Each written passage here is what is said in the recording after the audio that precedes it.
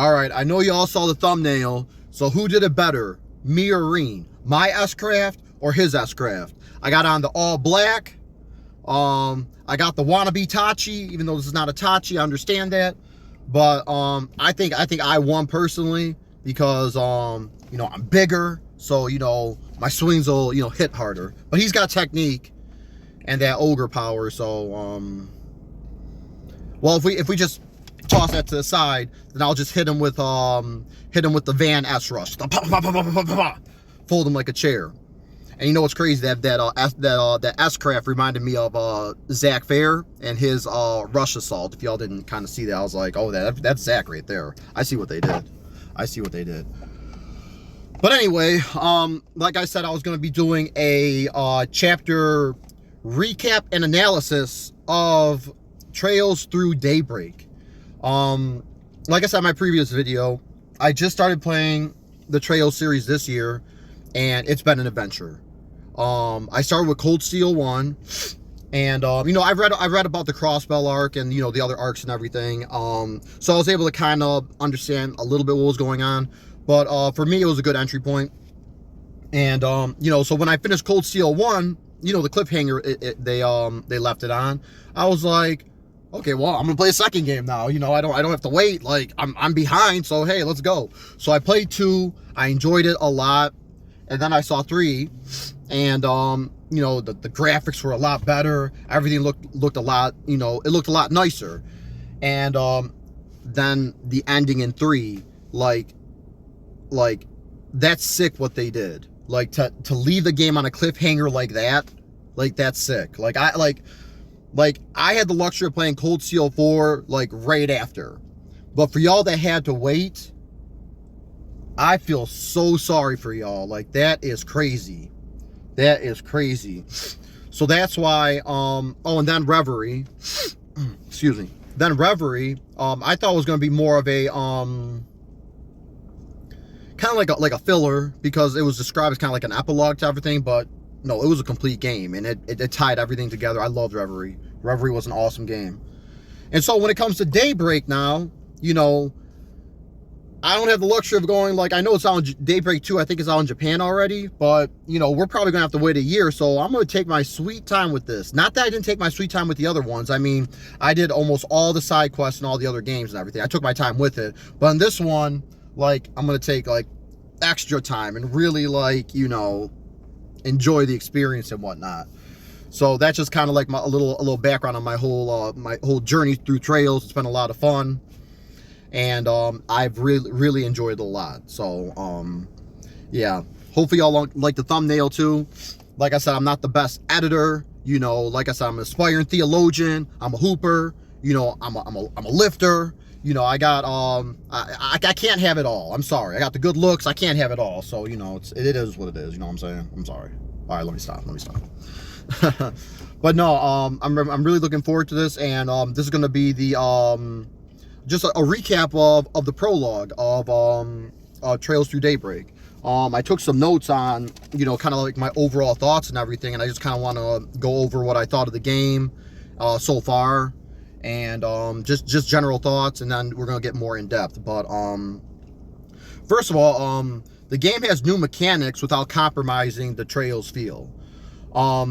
One thing that's been amazing for me personally when I play Trails is how they have improved every game, whether it's a new aspect of combat or like a new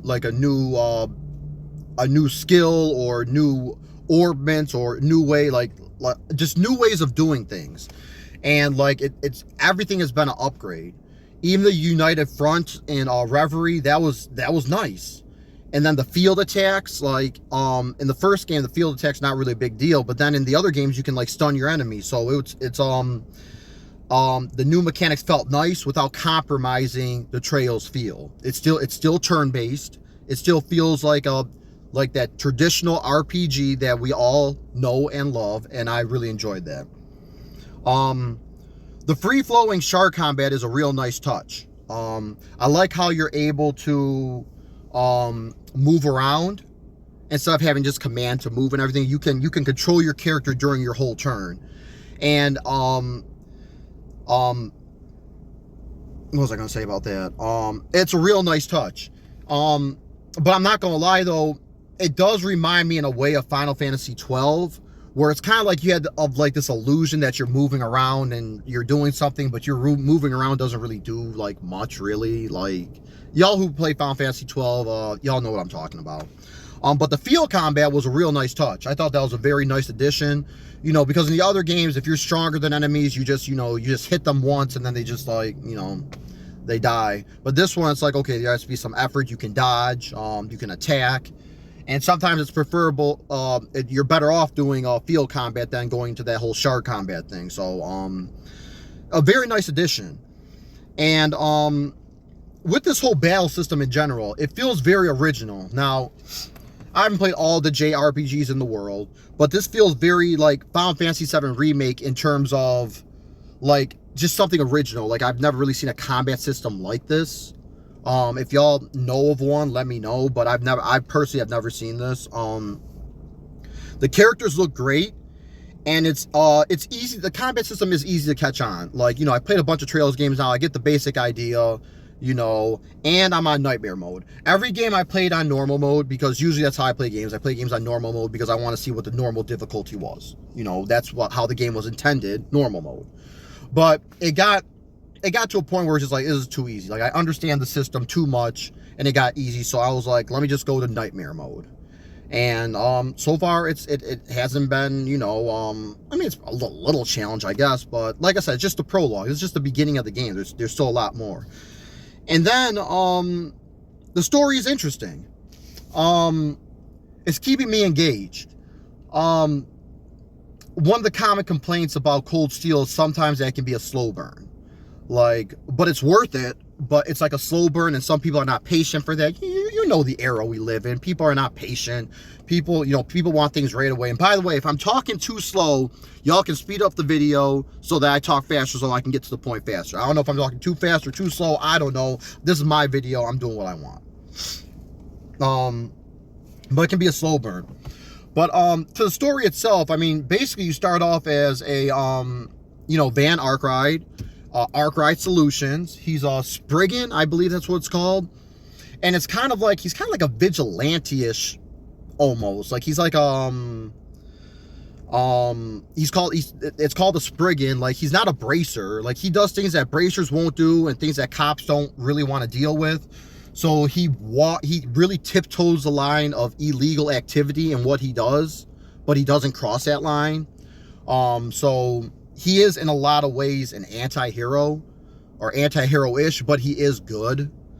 And so he gets a client, Agnes, I believe that's how her name is pronounced. I'm going to get these right, so please be patient with me.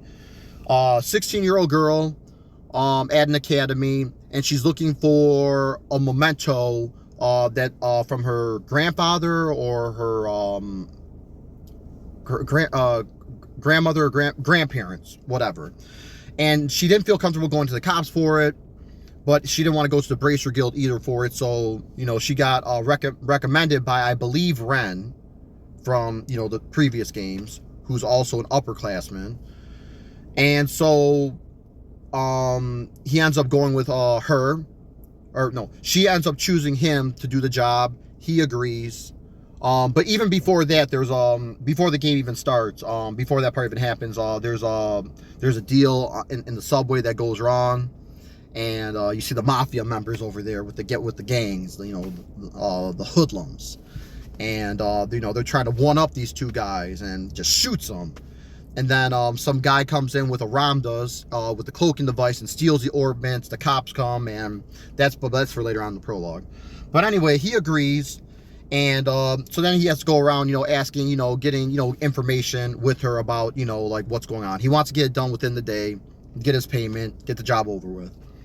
We run into a very shady character. I don't know how to say his name. I'm not going to lie. I don't know how to say his name. I'm just going to call him G. But he's shady, and just a shady dude. I mean, you can even tell just by the way he looks, the way he talks, he's shady. But anyway, they follow him to his hideout, and he ends up getting murdered. They used the two mafia members that escaped. They used the Ramdas once again to you know, cloak themselves, and they slit his throat. And he goes in, he's like, dang, like his throat is slit. And I'm thinking, dang, like this is really graphic language that they're using. Not that Trails is like doesn't deal with death or anything, but it's like dang, like this is like really dark. And I know Trails can be dark, but it's like it just got real like detailed. I was like, oh. And then of course Anya's, feels sick about the whole thing. I mean, she witnessed a murder. She's only 16 years old.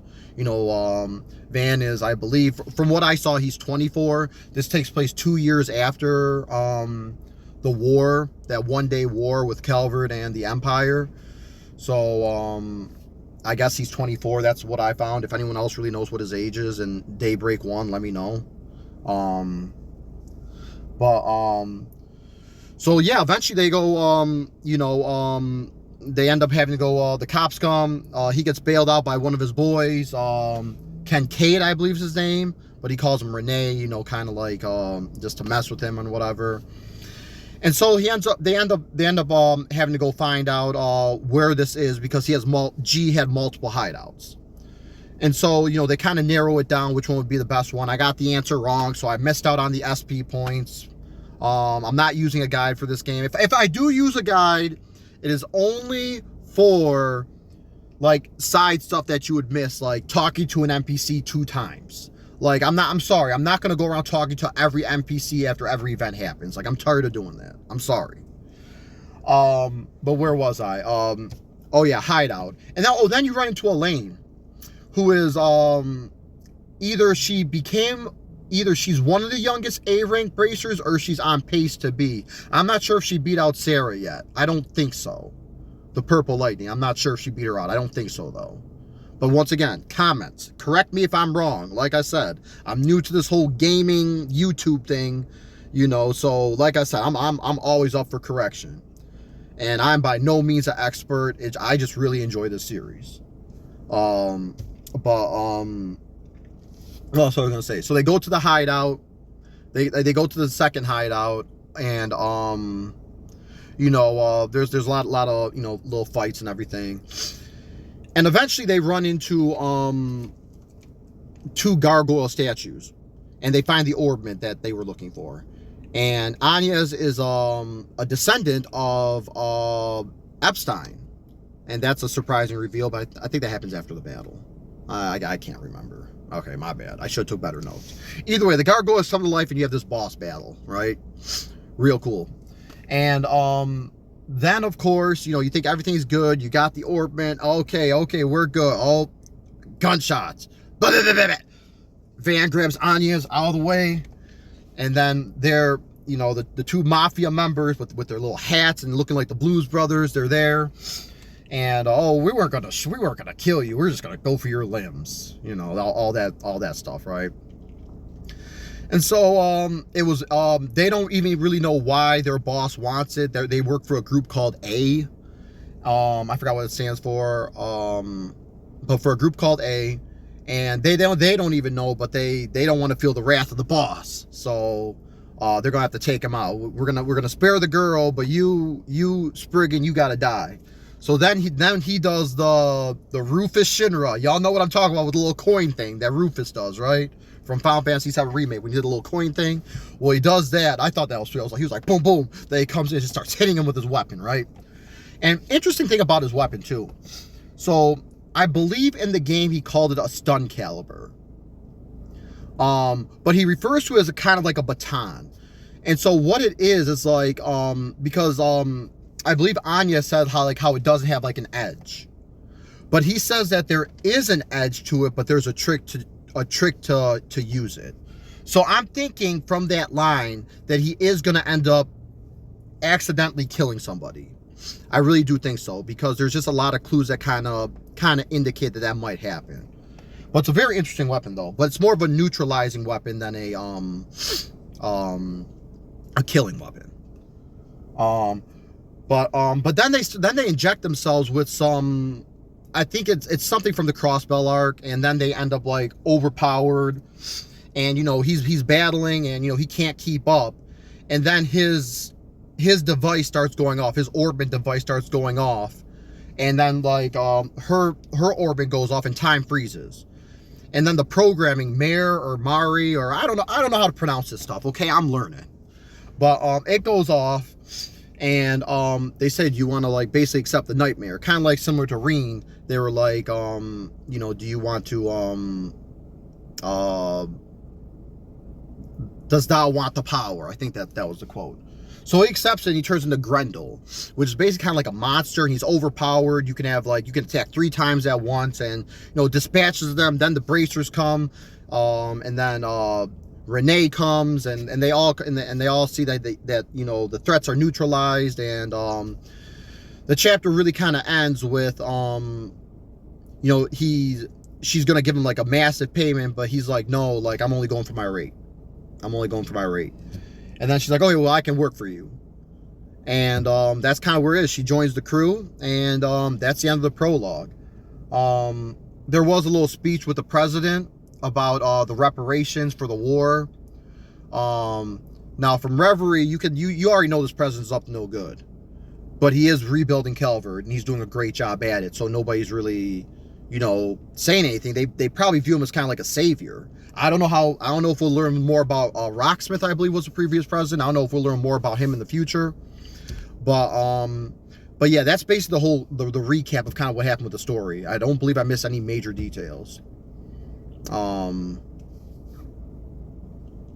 I don't believe so. But let's go. I want to go in depth on characters. Van.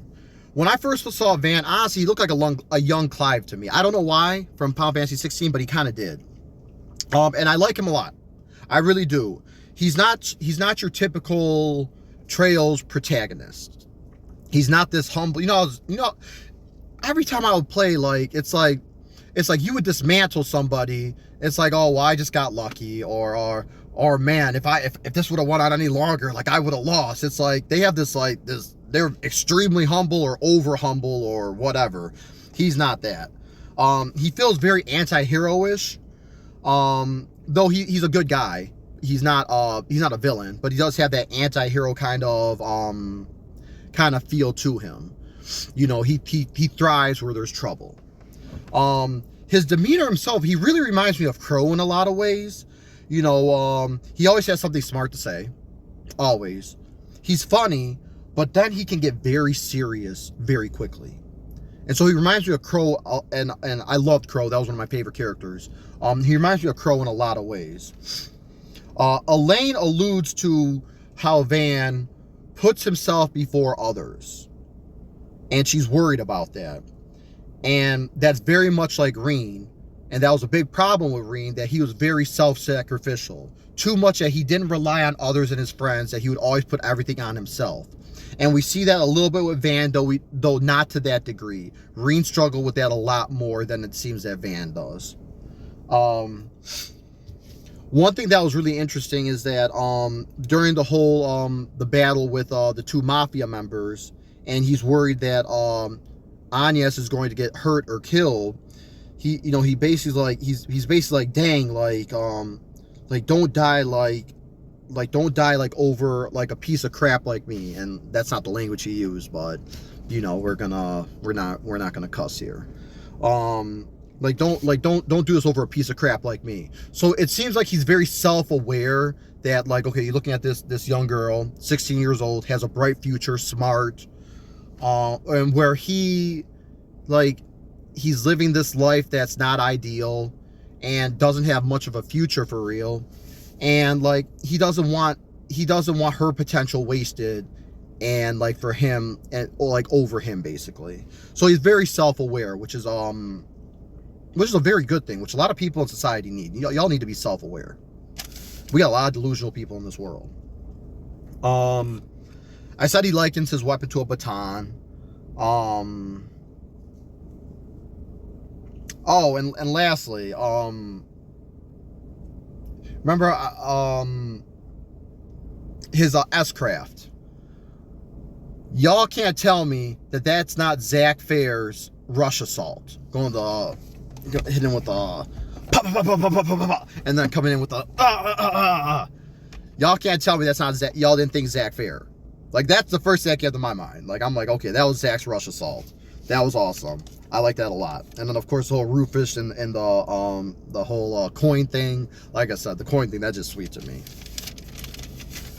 When it comes to Anya's, I don't really have too much of an opinion on her yet. I like her as a character. She's a nice girl. She's young, she's 16, but she seems to be very mature.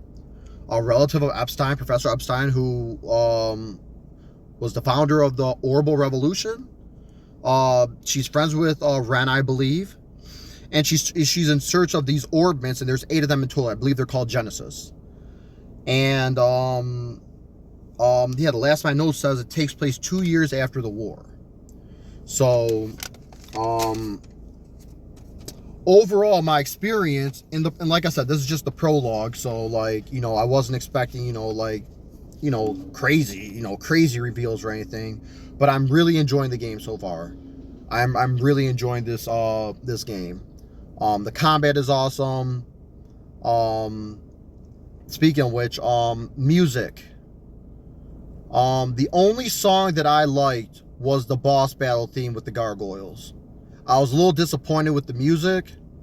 I'm not saying that the music was bad, but it wasn't like anything that stood out except for the boss battle music, the boss theme 1 music. I believe that's what it's called. Defining moments, I would say is like when he says like something along the lines of to Anya's, like he's saying it to himself, but like, you know, like don't like something along the lines like don't die like don't die like over a piece of crap like me. I thought that was very telling. That was very telling. And that that he thrives where there's trouble. But that'll be the defining moment that to me with Van is like don't get hurt or die over a piece of crap like me. Because once again, we see some very self-awareness that a lot of people, you know, unfortunately just lack. I did not see any major theological themes worth discussing. And one thing, okay, one disappointment. When I made this, I wanted to do like a top 3 enemies, because before you were able to analyze the enemies and there'd be like a little paragraph about them or a couple sentences. They didn't have that. And I was really disappointed because they said some funny stuff in there, right? Like I remember in playing Reverie, there was Weiss the clown, and it says that he's a clown that wears mismatched clothes, and anyone who laughs at him, he kills so he can get the last laugh. And I'm just like, dude, what the heck? Like, that's what? Or there's this one sheep, like, you know, the sheep trying to fight you and everything, and it's like a sheep that's enraged because it knows it's been corrupted and can't return to its former peaceful life. And I'm like, dang, that's like sad and dark. But it was just like some of these were like kind of funny. But I don't know if maybe that's a skill you get later, but I was kind of disappointed they didn't have that in this game. But overall, this has gone on far enough. I got my not my Tachi, but you know, it's in the sheath right now, so it's like Van's baton weapon thing. So and once again, it's a very interesting choice of a weapon too, because I've never really seen it, kind of like with Lloyd, like Lloyd's weapons, like they do creative weapons that you wouldn't even really think of. Like the one Lloyd used, like they're used by police, or at least they used to be. I don't know if they're still used. I mean, they might be in some cases, but tonfas, I believe that's what they're called, tonfas. You know, so yeah, they really do have this thing with interesting weapons. I will give them that. I'll give them their props with that. But overall, that's my analysis. I know it might not be. We're already 24 minutes in. Maybe it's because I talk slow. Maybe because I talk too much. I don't know. But I hope y'all like the video. Please like this video, and please subscribe. I'm trying to grow my channel, trying to see what happens, see what works and whatnot. You know what I'm saying? I like gaming. You know, I like theology, basketball. Y'all know, y'all see my basketball videos, and you know, just trying to make a difference in any way that I can. So please like, comment, subscribe if you like the video. Shoot, even comment if you didn't like the video. You know, tell me what I need to work on, whatever. Like I said, I'm always open for correction and for learning. Anyways, thank y'all for, if y'all stayed through the whole thing, which probably most of y'all didn't because most people don't. But if y'all did, thank you. I appreciate it. God bless. And I'm looking forward to chapter 1.